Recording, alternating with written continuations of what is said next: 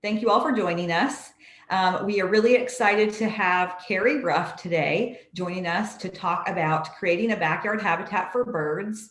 And Carrie has taught a class for me before, and it was really, really great. And so I know everybody's going to enjoy this. Carrie is the Aquatics and Special Events Coordinator for the Kentucky State Parks. And with that, Carrie, thank you so much for coming on here to talk with us today, and I'll let you take it away. Thank you, Faye. I appreciate it.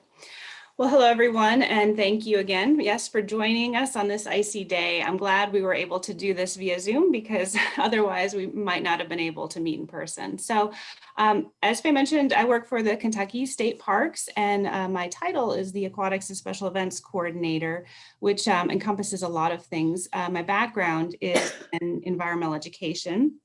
And I'm by no means a backyard birding expert, so you might wonder why I was asked to give this talk.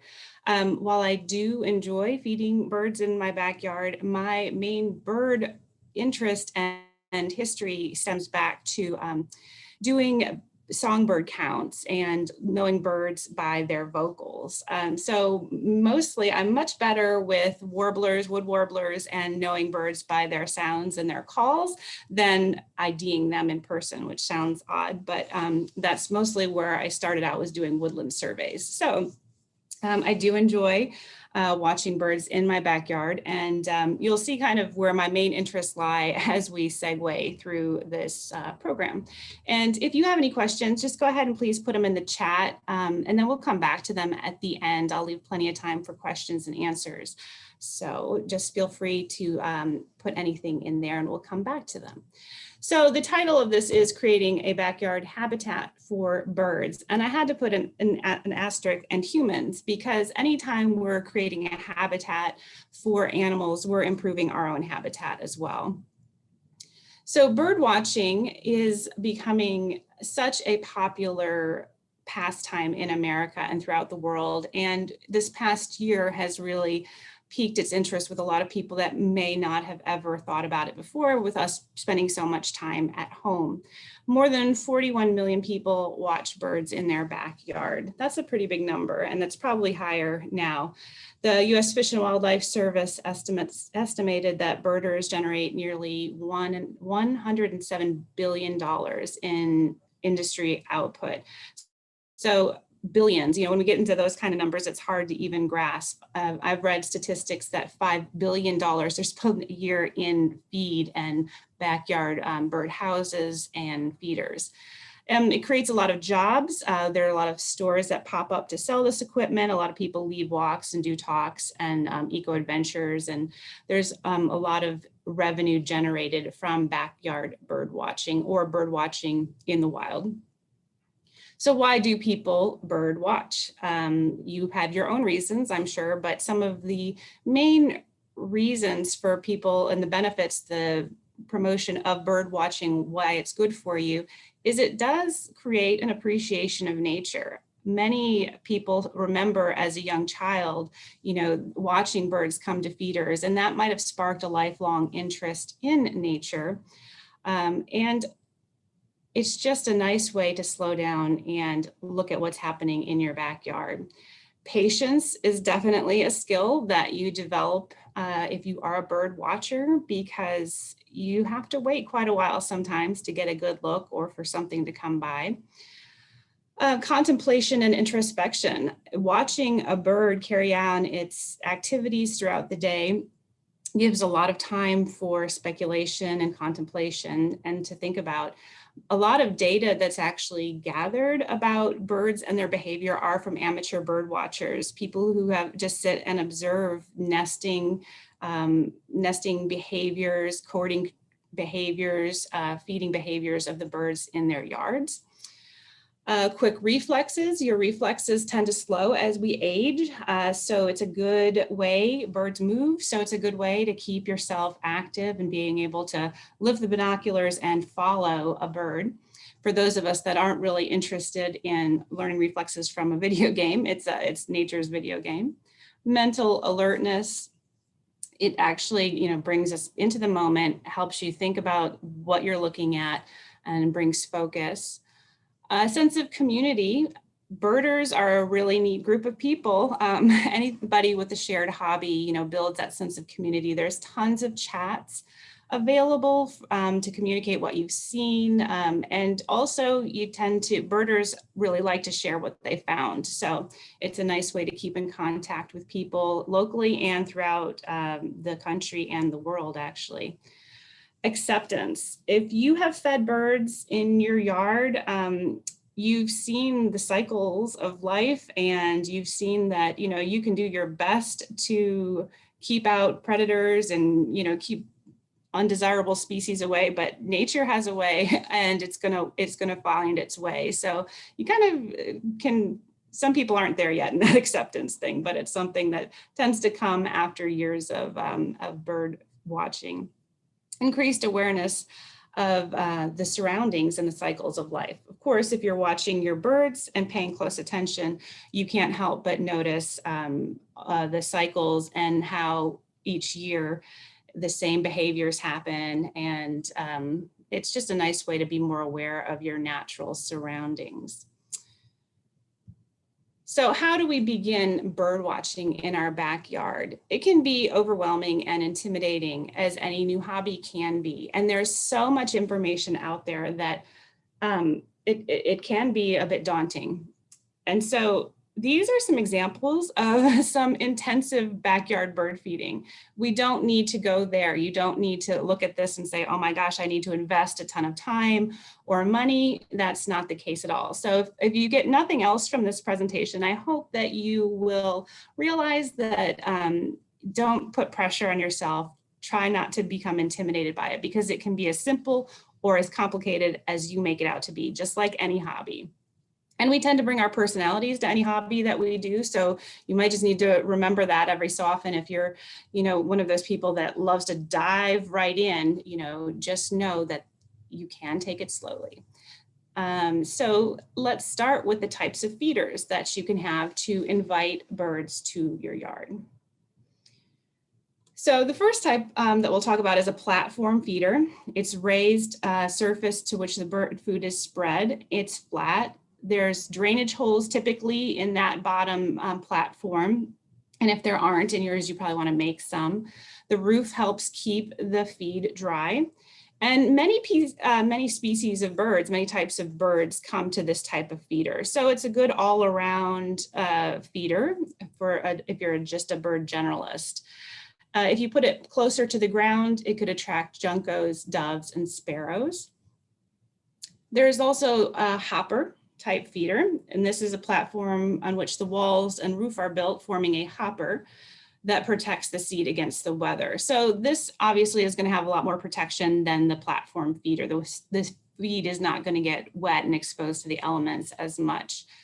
The small hoppers attract smaller birds, and they help prevent larger species like grackles from coming to the feeder. So we'll talk more about that later, but if you do want to focus on a particular species of bird and keep away others, that's something to keep in mind. The size of the feeder holes is really going to determine who's coming to eat at the feeder. Tube feeders are very popular. They're a hollow cylinder with multiple feeding ports. So the port is where the seed will come out. These are another nice way to keep seed fairly dry. They do accommodate smaller birds and finches, and they kind of keep out the larger birds.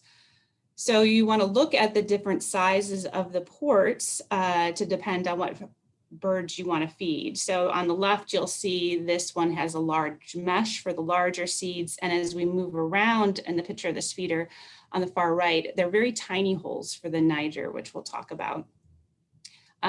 So you will want to look at those. We'll talk a little bit more about this type of feeder later in some of our precautions, because you'll notice this is 3 types of feed in this one feeder. So that's going to attract quite a few different species of birds, and we'll talk about that a bit later as well. Suet cages, they can be as simple as an onion bag. So if you look at this one I have pictured here, this is kind of a pricey suet feeder, and it would be pricey to keep this filled with suet because it can be expensive if you're not making your own. So you can buy a specialty cage that's just one of those by itself. And like I said earlier, you can make one yourself with a produce bag. Cages that are open only at the bottom tend to prevent other birds. I don't like to use the word undesirable, but many people find feeding starlings to be undesirable because they're a non-native species and they can be quite aggressive and they can push away other birds that you're trying to attract. So some of those suet feeders, you can feed open only from the bottom and kind of prohibit that feeding from starlings. Woodpeckers, nuthatches, and chickadees love to come to suet, and they can be quite enjoyable to watch. So let's talk about the type of seed now. We've got black oil sunflower seeds. This is the most common type of bird food that I would recommend if you only had one type of bird seed. They have thinner shells, which allow nearly any seed-eating bird to crack open. They're really high in fat. And so birds obviously want something high in fat because that's what's going to give them the sustained energy to survive. You can put black oil sunflower seeds in the tube feeders, the tray feeders, hoppers, and window feeders. And chickadees, house finches, titmice, jays, grosbeaks, cardinals, sparrows, nuthatches, woodpeckers, and the list goes on. Like I said, this is a pretty broad food source. So you can attract quite a few species with this in your feeders. And it's readily available as well.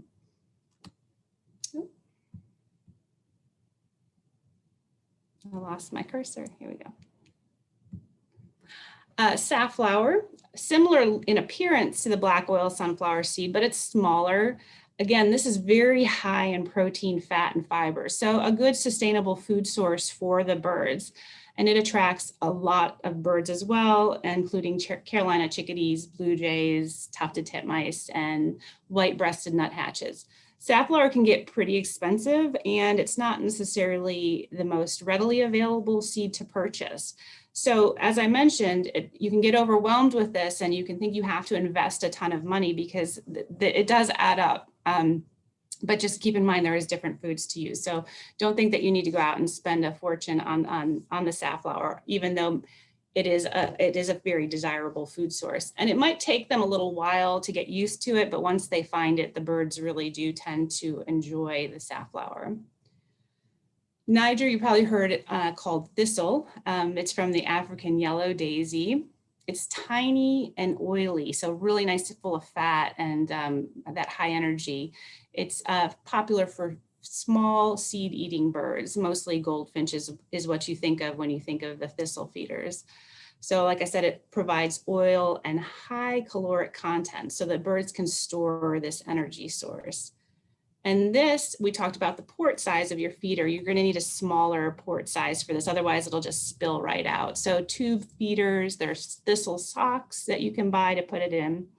And as I mentioned, goldfinch love this thistle. Indigo buntings, pine siskins, and common redpolls are also birds that tend to be attracted to this food. Peanuts. We talked about expensive. Okay, here we're starting to get back into kind of an expensive little hobby here if you want to include these, but they can add a lot of enjoyment to your bird feeding because they're a rich source of oil, protein, and unsaturated fat.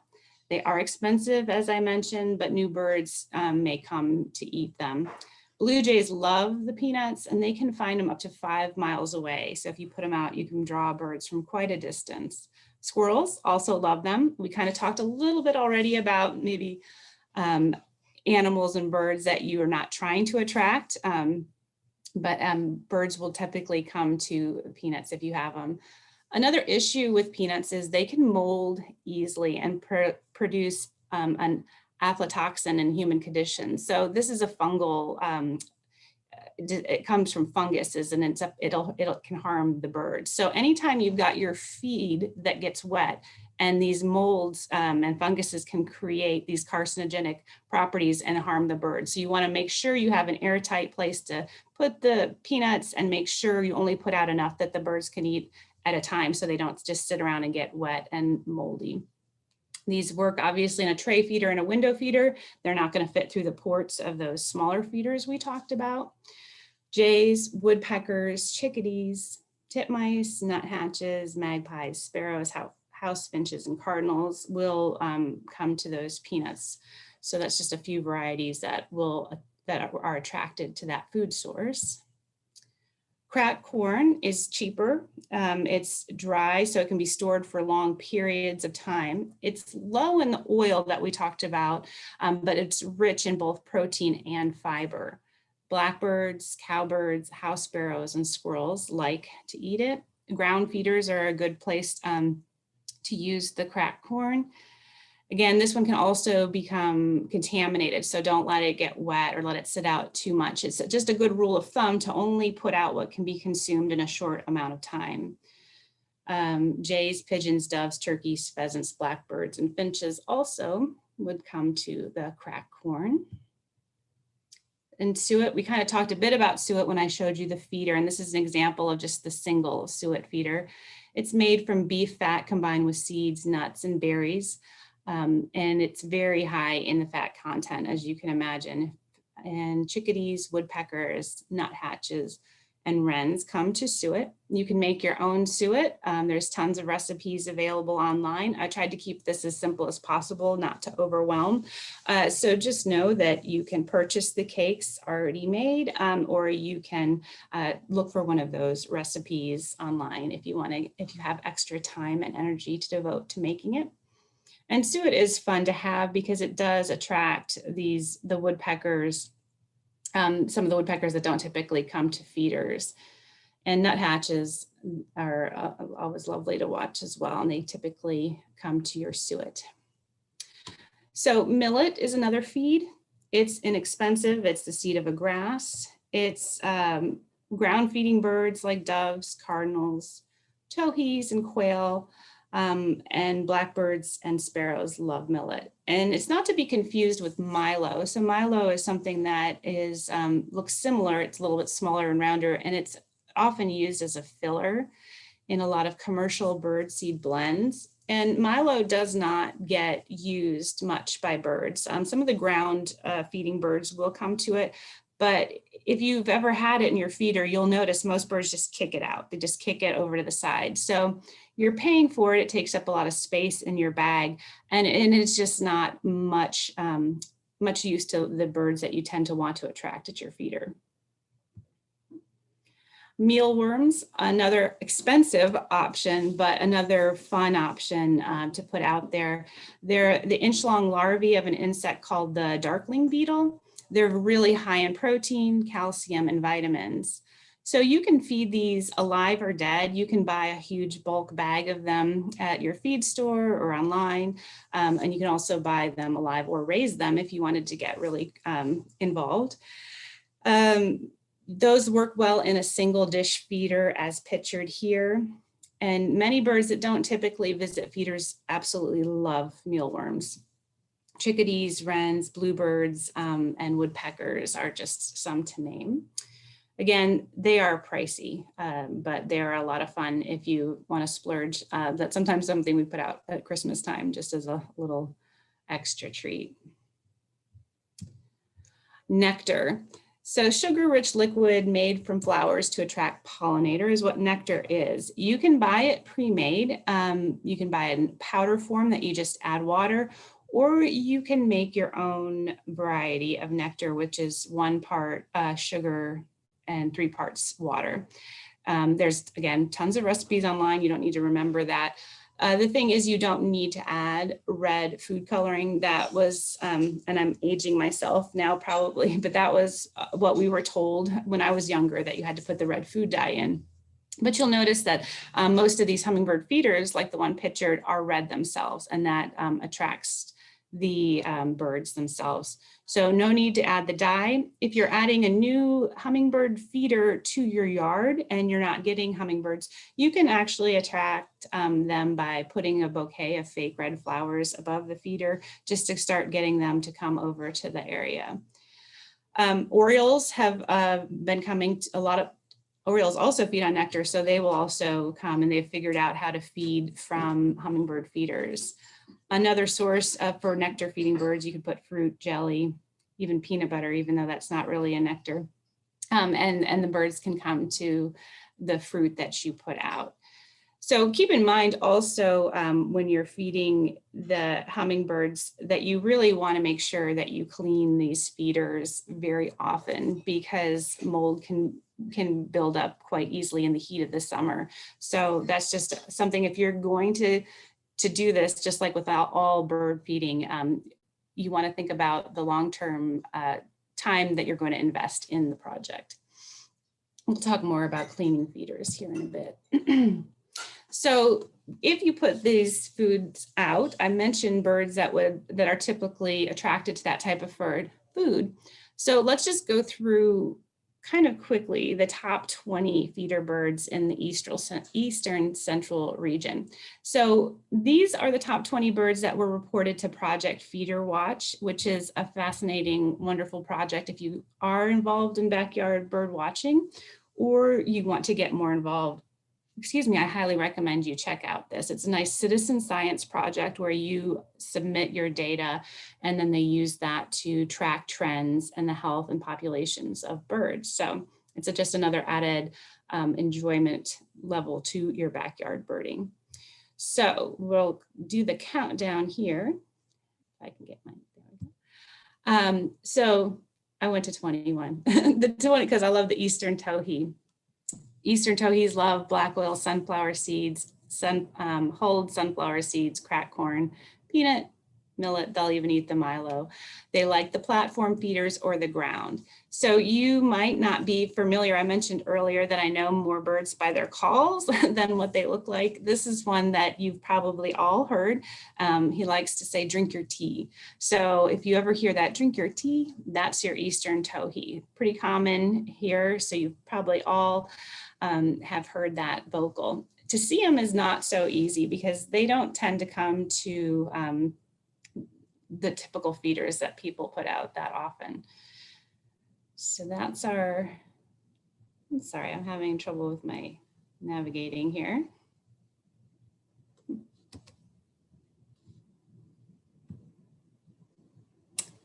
My computer froze up.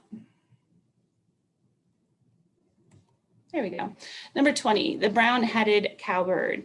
So again, I don't like to use the word undesirable, but that's a word a lot of people would use to describe our brown-headed cowbird. This is not, this bird gets a bad reputation because they will lay their eggs in some other bird's nest. And then that parent, they'll get rid of that bird's egg, put theirs in there, and then that parent bird will raise the hatchling. So they've gotten a bad reputation for that because they're not as desirable for some people to observe as others. But they are, they've become more popular just because we've created so much habitat for them.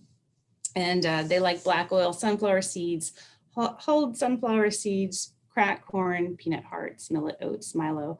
They like the hopper style feeder, a platform feeder, and will feed from the ground as well.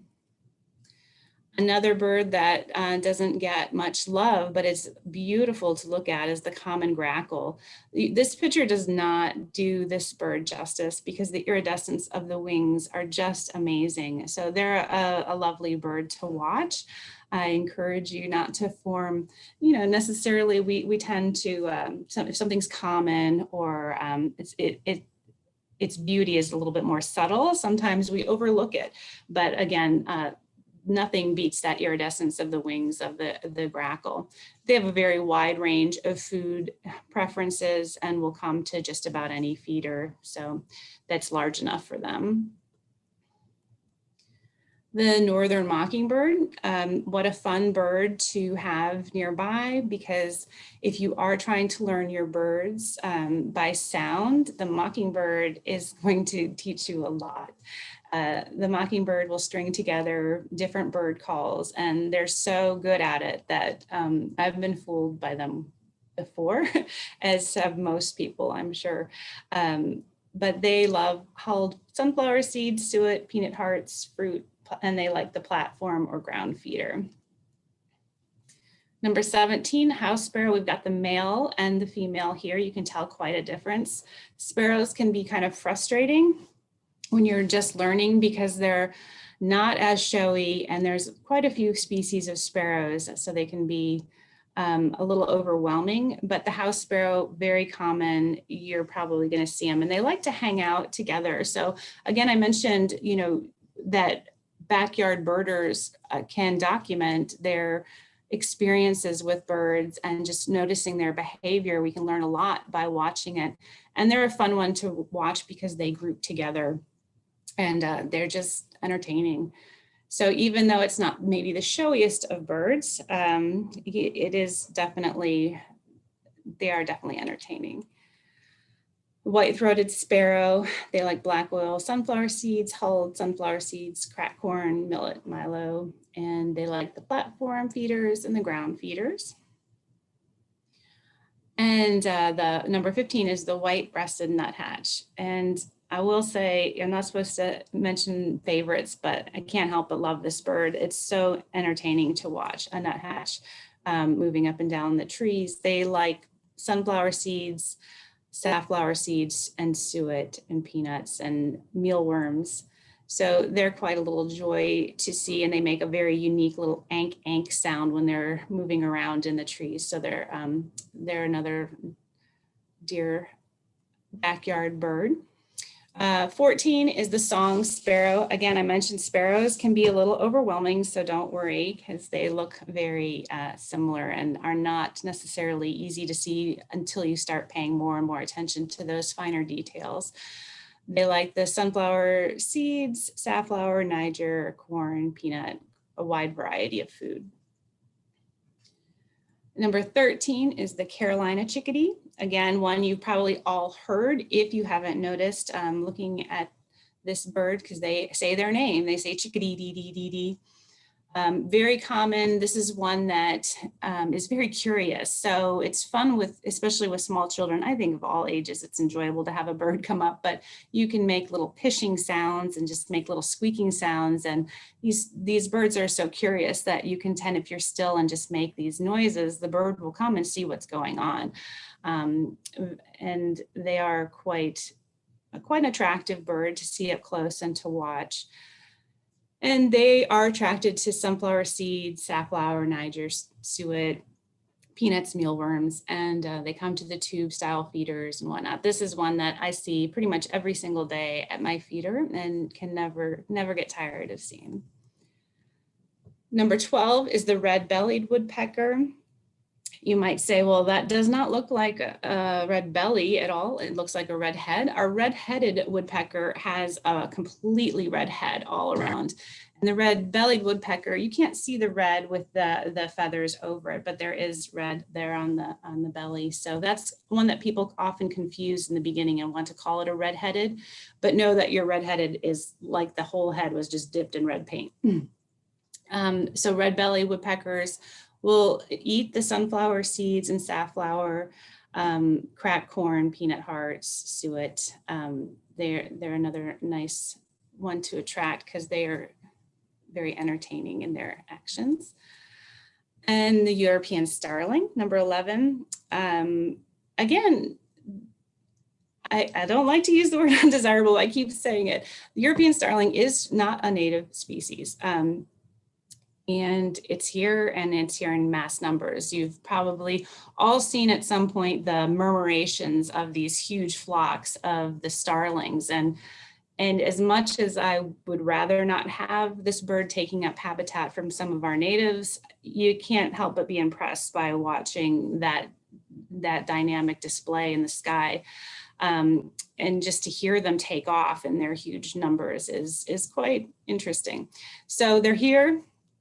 And I try to find something to enjoy about them. And they will typically come when there's food available, and they like the sunflower seeds, suet, corn, peanut, fruit, millet, pretty much anything. Number 10 is our American robin. You probably are all familiar with this bird hopping around your lawn. And they're another fascinating bird. They're very common, but they're very entertaining as well and quite lovely. That color of the breast of that bird when the sun's shining on it is quite remarkable. And just their behavior and their calls. And just the accessibility we have to study these birds as just an amateur or just anybody sitting there watching it. They provide a lot of entertainment, especially come breeding season when you start to see the males trying to determine their territory.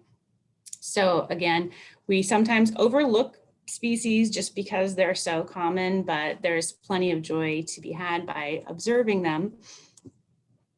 And the Carolina wren is number 9, another one of my favorite birds. They're quite interesting to watch, and they've got that distinct, their tail peaks up like that. So they're kind of an easy one to tell, and they've got that beautiful white eyebrow streak. They enjoy sunflower seeds, suet, peanut hearts, mealworms, and they'll come to tube feeders and suet, hoppers, platform, and the ground. American goldfinch, probably everybody has seen a goldfinch, at least noticed a mature male, as you can see from the lower left-hand corner. And goldfinch have this lovely undulating flight pattern that you can watch them come to the feeder or thistle, or if you grow sunflower seeds or sunflowers, they'll come to the seed heads. And this is a neat bird to listen to their different call notes and their song, because I was like, when they take off, they sound like they say potato chip. So notice that the next time you see a goldfinch come take off, and hear them sing the praises of potato chips. They love, like I said, the Niger, and they'll come to the tube and hopper feeders mostly. The number 7 most common is our downy woodpecker. They love suet. They'll come for the sunflower seeds as well, love mealworms. And the downy woodpecker has a very confusing woodpecker that you also might see, which is the hairy woodpecker. I've included this photo just to show you the size differential here. Hairy woodpeckers are much longer, and if you could look at the beak of that bird, it is much longer. This picture doesn't do justice to the different size of the beaks, but the hairy woodpecker is like a nail, like it's just long, a driving nail, and the downies is kind of tinier, the beak. If it's at your feeder, it's probably a downy, and these are challenging even for experienced birders if you just see one without the other one, or you're not used to it coming to the feeder. They can be challenging to identify when they're out in the wild. Number 6, blue jay. Again, very common bird. Probably everybody, I'm sure, has seen one of these, but look at the color of that. They are remarkable. Many people get a little annoyed with them because they can appear to be a bit domineering and bossy at a bird feeder and can scare away the other birds. But again, if you study their behavior and just watch them, they are fascinating and lovely to watch, and quite entertaining. And again, that color is just out of this world, especially on these snowy days we've had. Against that, the blue against the snow is quite a sight to be seen. They like the black oil sunflower seeds, hulled sunflower seeds, safflower, a wide variety. Like I said, pretty common, commonly drawn into backyard feeding. Dark-eyed junco, number 5. These are, you'll see along the ground mostly. They're also called snowbirds. You might have heard them referred to that. And I don't think this picture does them justice, but they're quite lovely on a snowy ground or any ground. These I don't get very often. It depends on where you live. One of my homes, we always had them on the ground, just covering. And here I live in downtown Versailles. We had them on Christmas Day this year and the day after, and not after that. So they're just a nice little visitor. Like I said, mostly you'll see them on the ground. And they eat a variety of seeds. Tufted titmouse, another little lovely that most people probably will see if you start to feed birds. They're pretty common. They love the sunflower seeds and safflower. They'll eat Niger and mealworms and come to a variety of feeders. The word titmouse just means small. It means tiny. You'll hear that a lot in the bird, and they are very tiny, but they're quite enjoyable again to watch. 3 is our house finch. You probably, if you feed birds, are probably very familiar with this bird. It is a non-native. It is spread throughout the entire United States. It can be confused with the native purple finch. So I put them side by side here for comparison. Most likely what you're having at your feeders are the house finch. The purple finch kind of just looks like somebody poured some red wine, like staining on him. It's a little bit more all over than the house finch, not as bright in the chest.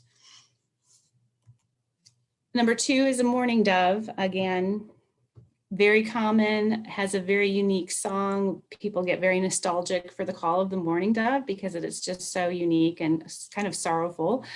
They are a beautiful bird to watch. If you really look up close at this bird, it's just really hard not to appreciate just the fineness of the coloration and the lines of the bird. They're attracted to all varieties of feed, and they'll come to a variety of feeders as well. And our number 1, the most cited bird in those top 20 is the northern cardinal. Here we have a male. And again, I don't think this picture does this gentleman justice, because if you see that red, vibrant red of a mature male up against a blue sky, it rivals any exotic bird that I've seen in my travels, or the tanagers even that come here and get so much praise. The cardinal, very common, but very beautiful. The females are going to be not as red. They're going to be more of a brownish, buffy color. And they can be very confusing at feeders. Many times people confuse that female cardinal for a variety of things and don't know what's at their feeder.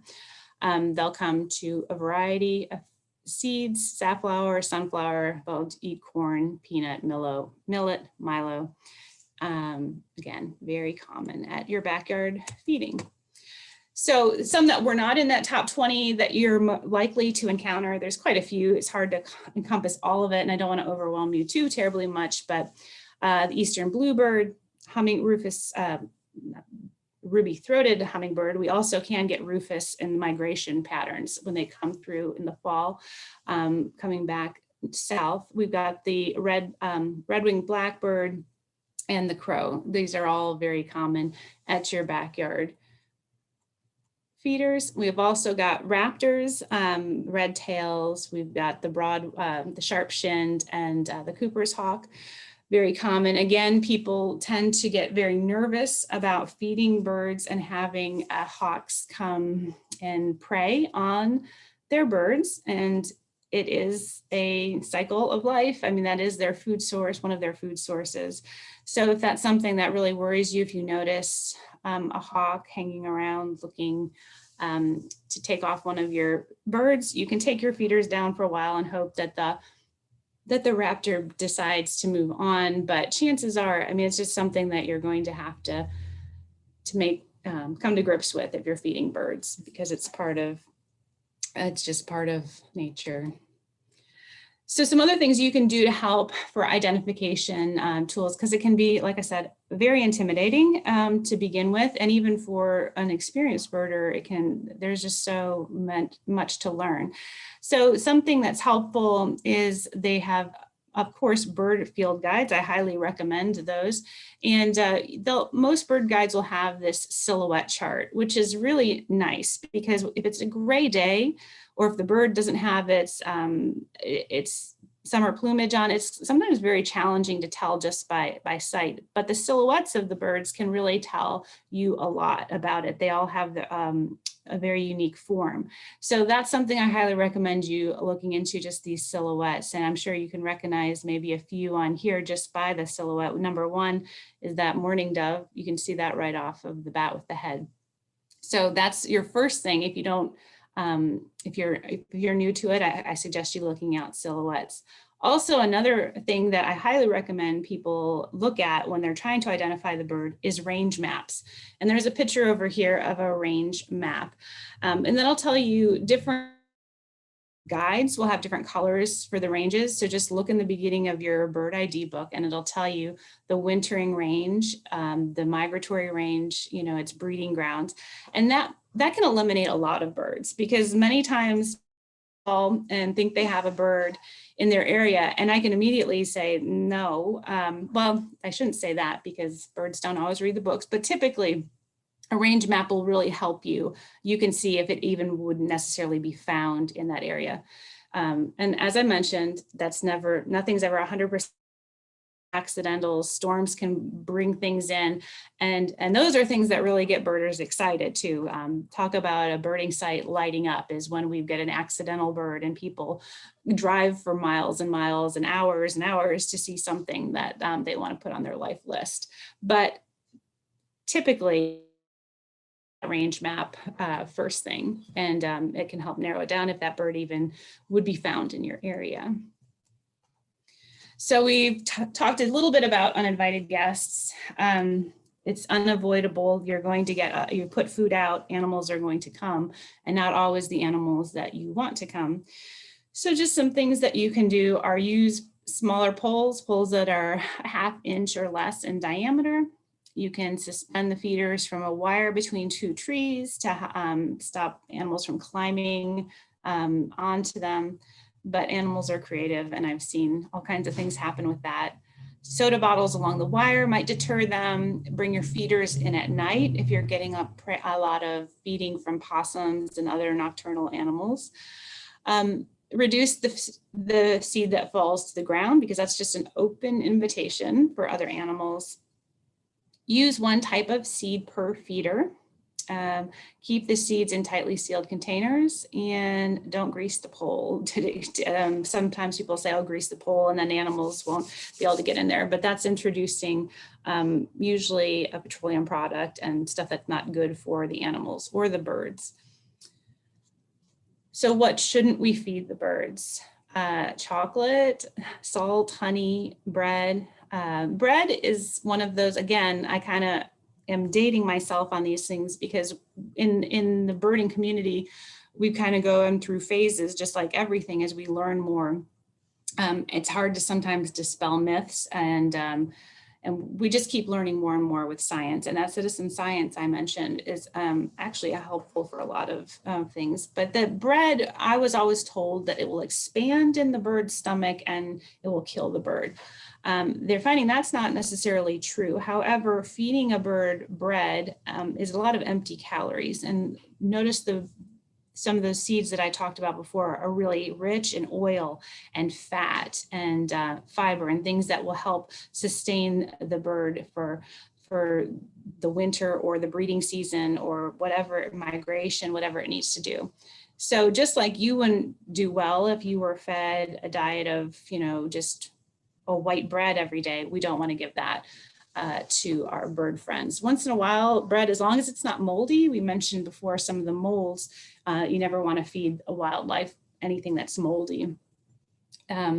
Bush honeysuckle is one that I put on the do not feed birds, because bush honeysuckle is full of berries and it's all over, and the birds love it. But again, it's kind of like the whole bread scenario. We could eat, I always like to explain bush honeysuckle like French fries. Like, I love French fries, but if I ate French fries every day, it's not good for my health. The bush honeysuckle berries are not as nutritious, and they also displace a lot of those more dense nutritional plants that the birds rely on. So if you've ever squished a bush honeysuckle berry, it just squeezes and it just kind of spurts out, right? It's really watery. Whereas if you try to squeeze a berry from, say, a native dogwood or a spice bush, it's more meaty and pulpy. It's not full of that water. So that's going to give them more of what they need.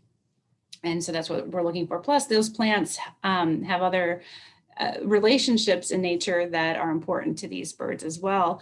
Birds don't just eat. If you think about a hummingbird, they don't just eat that nectar. Many people don't realize that they also consume spiders and little caterpillars. They eat other protein sources. So they need those native plants that are host to those species as well for their overall health. There's also, as I said, we keep learning more, and people have a lot of theories and a lot of strong beliefs when it comes to feeding animals, period. Some people say, no, you shouldn't even feed birds because it alters too many things. The risks include also if you feed the birds predation. So you're bringing birds in where there might be things like a cat or other hazards.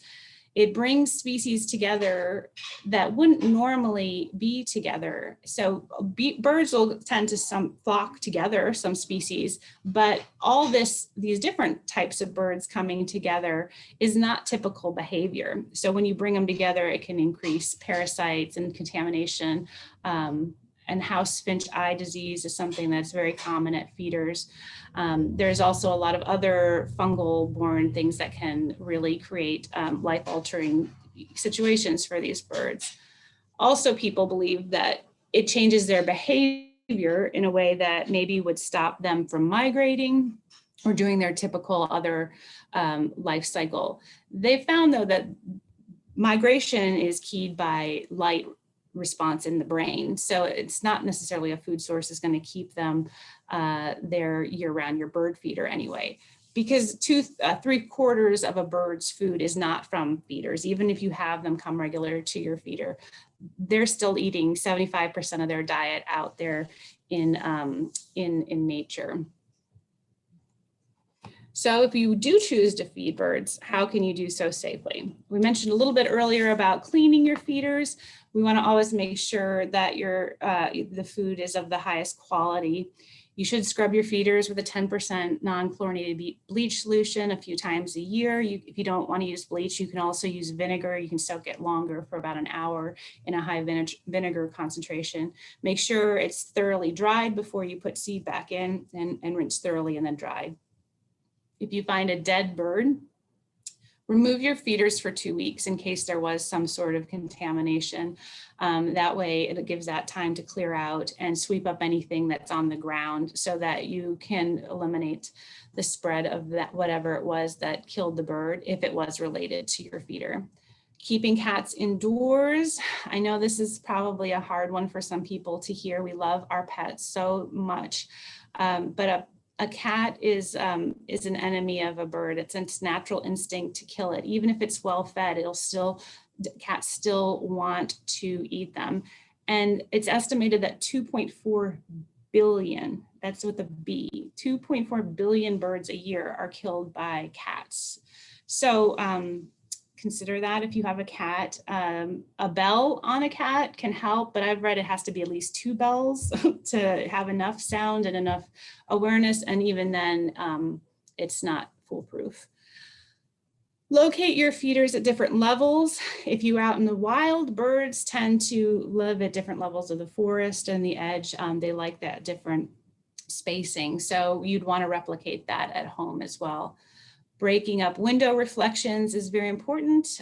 Between 100 million and 1 billion birds die every year. And that's a huge range. I don't know how they can get these statistics. And these numbers are so big that it's hard to wrap your brain around, but they die in collisions with man-made structures, and that includes windows.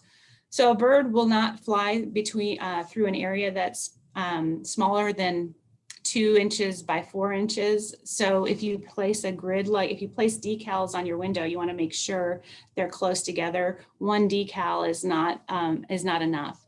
So screens are very helpful if you have screens on your windows, or you can apply screening. Another thing that you can do to break up to help with the birds, because birds cannot see the glass, so they're going to think they can fly right through it. Another thing you can do is put your feeders closer to your windows, which seems counterintuitive, but they slow down to get to the feeder. So if they do hit the window, they're moving a lot slower at that point. Place your feeders in a quiet area where they're still easy to see and convenient to refill. Choose natural cover. Bring them natural cover and natural plants. I'm always going to advocate for that over anything, because like I said, these birds are relying on a lot more than just your bird feed. So if you provide natural cover, you're providing those other things that they need for their safe survival. So I always encourage to birdscape, and that's a term that you may have heard. Birdscaping is becoming very popular, and that means you have a source of water for your birds. They need it for drinking and bathing. Dripping water is wonderful for them to consume. They also need the water to bathe in as well. So if you could have both, either misting, dripping, Any kind of moving water is great for birds. And you can now buy solar powered heaters for the winter, solar powered pumps. And you don't have to buy anything. You can put a dish out for water. You can take an old bucket, put some holes in the bottom of it and hang it up, and that'll drip. So like I said, you don't have to spend too much money to provide that. Food, we just talked about food, right? Well, I like to advocate providing other types of food, like the native foods that they would have already: fruits, berries, seeds, acorns, nuts, nectar, and insects, for a well-balanced diet for the birds. They need shelter. Obviously, they are a prey species. Many things are going to feed off of them. So they need a place to hide from the predators and to shelter from the weather. So I like to encourage as much diversity as possible, and also don't feel like you need to take out all of your brush with the trash and put it out on the curb. They love brush piles. You can see this bottom picture here, all those blue circles are birds, and those are just the trees that someone had cut down, or the limbs they had trimmed, and there's just leaned them up against another tree for the winter to provide them a little bit of shelter and a little bit of protection. And diversity is really key. We talked about those different levels. Some birds hang out in the ground, some in the mid-story, some in the overstory, in the upper. So you want that layered effect. And here's just a little diagram showing a bird-scaped yard. Look at that diversity with plants. There's conifers and deciduous trees and grasses for all of those, vines, annuals, and perennials. So you've got flowers through all seasons, a mix of fruit and berry trees, and a mix of dead trees and rocks and nesting material, and that all-important water. So we can't all afford that pond, so don't feel like you have to go there. Like I mentioned, a bucket with some holes and an old saucer from the base of a plant work just fine as well. I like to just go through, I always want to promote native plants when possible, because as I mentioned, there's so many components involved with the native plants, so much more than just the birds. And when we can plant native, we're really helping out. We're helping out all of the nature in our backyard and helping ourselves as well. I like to show some of these plants now just because I'm on the invasive pest plant council board, and the number one thing we get with people when we try to encourage them to not plant invasive species is, well, I want a plant that does this. You know, I love the fall color, I love the berries. So I like to just show just a few plants that are native, that have those same characteristics. And these are just a few, because in the sake of time, I could go on forever about native alternatives. But just know that whatever you're looking for, there's a species that's non-invasive and probably native that can fill that niche for you, and also introduce a lot of other wonderful things to your yard. Milkweed, for one, I'm sure you've all heard, you know, if you have milkweed, you're probably going to get monarchs and one of the thousands of other insects and beneficial insects that feed on that plant. A winterberry holly is a lovely alternative. You might not be able to tell from the picture, but those berries are really thick and dense. So not like the bush honeysuckle that just squeeze and just are water. So nice nutritional value there. Holly has a beautiful, and elderberry, if you love privet or something like that, these are great alternatives for those. Spice bush, one of my favorite shorter trees. And the native flowers too. These are all plants that have evolved over a long time to help our native birds and insects. And then I threw the blueberry in there because even though if you're from Central Kentucky, that one's not native, but it is to Eastern. So you can have plants in your yard that you can enjoy as well, food-wise. So another thing you can do to help birds is to take a few chores off your list. So mow less, keep a brush pile, skip the fertilizer, rethink pesticides, skip frequent waterings, use plants as your mulch, leave the seed heads for the birds to eat them, and exchange this sign of pesticides for a sign like this, or these. and you will grow to have signs like this in your yard. When you start birdscaping, you get tons of other things that you maybe didn't even expect. Butterflies, beneficial insects. It's just the hours of entertainment increase.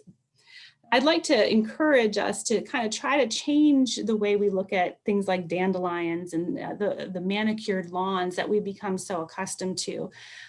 Psychologists have proven that what you see, in your daily life and what you're exposed to is what becomes attractive. And so I think we need to maybe kind of try to switch our view from viewing that perfect green mowed grass to maybe this being our vision of beauty. You can still have a little bit of that manicured yard, but buffer that with something. Even if you have an apartment or no yard, you can put some containers with some native plants and provide a little something. And there's seed swaps out there. You don't have to spend a fortune on plants, because I know it can be expensive. And my husband will tell you that I invest our money more in plants than I do in our bird feed. We have 2 tube feeders that I put black oil sunflower seeds.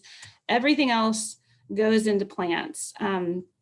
And I think if we can change perhaps our view of what a lawn looks like, we will benefit, as will our native animals and our bird watching pleasure. So I just have some of those to kind of maybe flip that view of a beautiful yard. And all these gardens have a mix of natives and non-natives in them, but not invasive plants. So other tools that you will find helpful in your bird watching journey are a good pair of binoculars. They really are really helpful. It adds to the enjoyment, especially I know as I age, I can't see birds like I used to without my binoculars. And the details in these animals are just amazing. Good field guides, very important. I love Sibley's and Peterson's. There's tons of varieties. You just find one that you enjoy. That's the main thing, one that you like the feel of. If you want to go into learning about the calls, there are bird call CDs, apps. I mean, CD again, I'm dating myself. They're all virtual now. Everything's available online and through apps. So you can begin to learn those chip notes, call notes, the songs. A camera is always good. A lot of people use this, become photographers from bird watching. That's what starts them for that hobby as well. And there's wonderful, wonderful resources online. I love this All About Birds. Cornell Laboratory of Birds is phenomenal. It's just a wealth of wonderful information.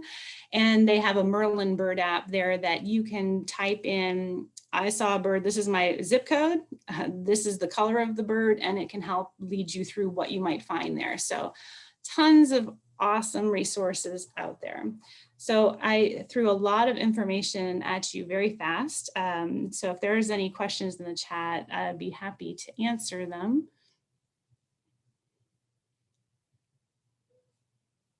Do we have any questions, Faye? I can't seem to pull up the...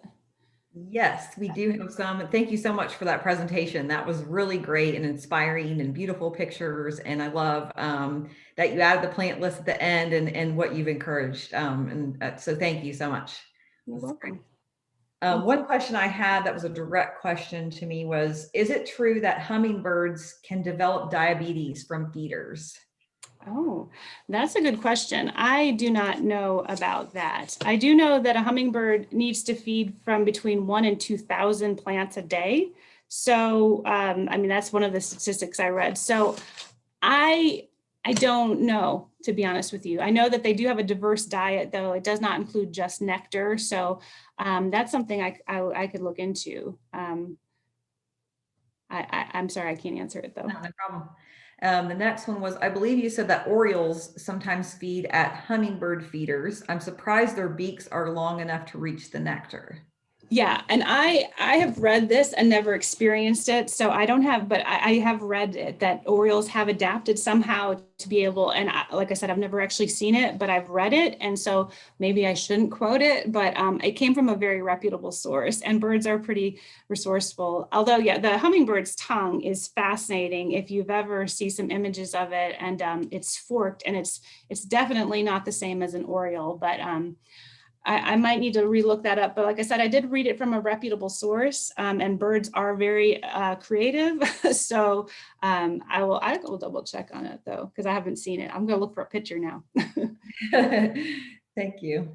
The next question was, we have had less birds during this past summer and now winter, apparently due to hawks being in our subdivision. Is there anything we can do to keep the hawks away? Hawks are protected species so you don't want to. You cannot shoot at, harm, or collect any part of a hawk. So nothing that would harass that bird can you do. I do encourage you, we talked a little bit about the layers. If you provide your birds with more shelter and put your feeders near those shelter areas like small shrubs and smaller trees, and put your feeders maybe in a little bit more sheltered area by your home, that might help. But you can't do anything to the hawks themselves. So my best suggestion would be to improve your habitat so they have more places to hide. We have chickens, and I can always tell when the hawks are coming because we have all around for them, the shrubs, and they will learn, and birds will too. They know that shadow, they know what's coming. So if you give them some more places to hang out and be safe and hide from them, that's my best suggestion.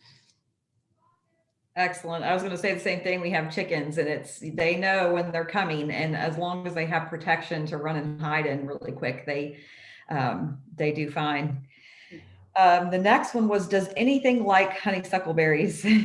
Oh yes, many things love honey bun. Yeah. Birds, they love it. And like I said, I love French fries, but it's just not good. It's not the best. It's not the optimal food source for them. Yeah, birds love it. And then there's about 6 seeds in each one of those berries. And I've read that they need at least 4 times the amount of bush honeysuckle berries to equal the nutrients of a native, say, dogwood. So when that bird is feasting on those berries and it flies off and then it poops the berry seeds out, that's part of why the bush honeysuckle's everywhere, because the birds love it. They love it. But it's just like with your children, you might love that berry, but let me please provide something a little bit more nutritious for you. That's kind of the way I look at it. That's part of the problem of the spread, is that birds do love it. Did that answer that question? Yeah, I think so, for sure. And then someone just mentioned that Cornell's annual backyard bird count is this weekend. Oh yes, thank you for mentioning that. Yeah, Cornell is, it's just, I could get on there. There's a wonderful map too that shows they've shown the migration of birds, and like these little dots that visualize, you can see through months. It's just, if you feel like surfing the web, get on their website. They just have so many wonderful resources. And yes, if you want to get involved with citizen science, these backyard bird counts are a great way to do it. They have a Christmas bird count, and yeah, so look into that. It's a great way to connect with other people and provide data that's really important. Great. Next question is, I put a new bird bath this past summer and never had one bird use it. Why not? Oh, that's a good question. It could be the location. It might be is it out in the open? Because if it's too open, they might feel too vulnerable to visit it. Sometimes too, it just takes a while for them to discover things. So my first thing would be to look at the location and make sure they have those other things that they need, shelter and protection. I'd try maybe relocating it. And also, do you have running water with it? There's fairly cheap little fountains or gurglers and bubblers that you can purchase. So I would encourage you to maybe try adding a little movement to it, and that might attract them as well. Great, thank you. Can you grow safflowers for seed? Oh, I love that question, because I was just looking at that this morning. I think, yeah, I'm going to try it this year, so I'll let you know. You can buy the seeds, but I don't know about, I didn't get too far into it, because they're really a beautiful, unique flower. And we grow sunflowers, so I was like, well, why not add that this year? So I'm going to give it a try. Stay tuned. I'll let you know. Great. We've had a couple questions about contact information in case they have any questions for you in the future. Not sure if that's something you'd be willing to share, or even maybe I could do a PDF copy of the PowerPoint with that we could email to participants. Yeah, sure. I'm happy to send that out, but I'm also, I'd be happy to share. My email is carey.ruff@ky.gov. So yeah, like I said, I'm not an expert by any means, but I'm happy to see if I can answer anything or find you the answer. I've got some good connections with some official bird nerds. So yeah, Awesome. to help. Thank you so much. You're welcome. Any suggestions for deer who seem to feel we are there to feed them? They eat out of the feeders. Oh, I wish I knew. You said deer, correct? Deer, yeah. Deer can be one of those ones that teach us, what was it, surrender? I don't know, what was the thing that bird watching helps us. They're there, and they're there in numbers, and they're really smart. There's all kinds of sprays you can do to try to deter them. I'm in town now, so that's an older issue for me, but my mother, I mean, I bought her every deer resistant plant known to, but the deer don't seem to read. They don't read the labels. I don't know. I wish I had some more help for you. I think surrender is sometimes the best thing to do. Is just, we maybe change our idea of what our feeding looks like, or change our idea of what our wildlife watching looks like, and just try to find some peace with it. Because I mean, I've seen people spend so much money and so much time trying to create, these elaborate feeding systems to keep out an undesirable, like squirrels, and they always end up winning. So I don't know. I can't really give you more advice about that. Sorry. Okay, no, I think that was helpful. The next one is just a comment that someone has an Oriole feeder that has a glass for jelly, a spike for oranges, and a container for nectar, and they do use them all. She thinks her daughter got it at Myers. Oh, nice. Yeah, wonderful. Thanks. Yeah, Orioles are such a joy, and I don't have them here in this yard, but I used to have them, and they would come every year. And that's what I love so much too about when you start to really get into the bird feeding and watching. They came every year within 2 days of the same day, every year, the Orioles. So I'd be out planting, and I knew to listen, and then there they were. So they're another one that is pretty flashy and enjoyable to watch, and they have a lovely song and a beautiful nest. So thank you for the tip on that feeder. They're great resources for Wild Birds Unlimited. I'm not promoting them per se, and your local feed stores. I know we have wonderful feed stores here in Woodford County, and they're so knowledgeable and so helpful. And that's one of the many things that's so wonderful about birders, is they love to share information. They love to help. So I encourage you, if you have questions, to go into your local store and just start talking. And there's years and years of experience in just the employees alone. And so they're great. And they have amazing products now too, if that's the route you want to go. It can get dangerous how much you can invest in any hobby, but also very enjoyable. So we're not traveling much these days. We're not, doing the things we were otherwise. So maybe use that money for beefing up your backyard birding. Great. Another question was, what about pokeweed? I usually pull it. Would it be best to leave it for the birds? Well, that's up to you. If you have enough space, that's a personal preference, because poke can be, a bit much. It can get carried away with itself. So maybe leave a little. It depends on how much, like I said, how much space you have. When I had 10 acres, I was a lot more tolerant of things than I do now that I have a little postage stamp of a backyard. So I think that's definitely a preference thing. And I think it's beautiful.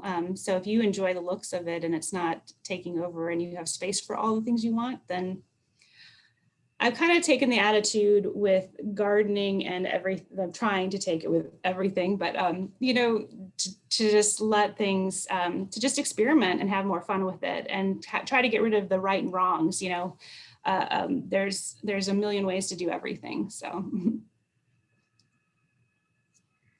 Okay, and the next one was suggestions for seed swaps, which is tough because I know there's a lot of different ones that happen. Yes, I would definitely, I think a simple Google search would help with that. Your local extension office definitely, I think, would be a great resource for that, right, Faye? I mean, isn't that, I know that we have, at some of our parks throughout the state, we actually are hosting them now as well. The ones I know of are more Western Kentucky. I don't know if there's anybody here from Marshall County that far in this talk, but local garden clubs, again, gardeners are a generous group of people, and so I would look into local garden clubs, your county extension office, and even just do a Google search. And also, I've noticed on sometimes Facebook Marketplace, I've noticed people giving away plants and starts as well. So maybe your community might have a local yard sale or market thing you could type that in looking for, because as I mentioned, I think that gardeners and birders just tend to be a very generous group of people. People want to share. So that's where I would start. Great, thank you. And yes, definitely try to contact us because we usually get notifications of some that are happening locally or around the area at least. So the next one, someone just commented that bringing the feeders in at night does help with some wildlife, and you had mentioned that, so thank you. And then someone said just a lot of thank yous, excellent presentation. Someone said they'd love to have copies of the slides, possible. And a lot of questions. I put out crushed eggshells for the barn sparrows. Is this a good thing to do? They congregate and eat them off the ground. Yes, you can. They need grit. If you've ever raised poultry, you know about grit. Yeah, wild birds need grit as well, and eggshells can serve that purpose. It is recommended that you boil them or sanitize, or bake them at a high temperature to kill any germs before you put them out, though, if you want to go that extra step. I admit that, with work and with children, I find it very hard to do everything perfect, and I put eggshells out and not clean them, but I know I'm supposed to. So just keep that in mind. If you have, it is recommended that you boil them or bake them to make sure that they are sanitized before you put them out. But yeah, it's a great addition. Great. And someone commented that your local library is a good place to contact for the seed exchange too. I know our library does a free seed giveaway in the spring for mostly vegetable seeds, but some herbs and flowers too. So that's another good option. Thanks for suggesting that. And then I think I just see one more question. And she says, sorry if this was covered earlier. I was arriving late. Comment on need for feeding beyond winter season.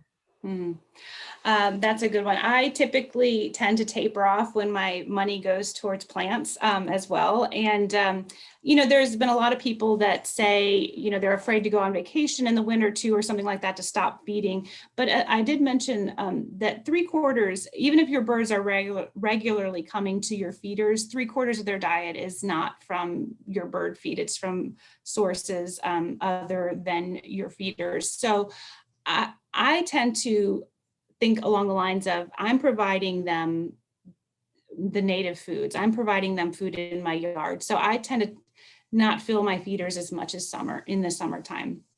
So I think we can kind of take a little of the pressure off of us that the birds they will find food or they'll move on. So if you aren't home for vacation, if you have a neighbor that can fill your feeders, fine. Or if you want to taper off in the summer, just try to provide those natural food sources as much as possible.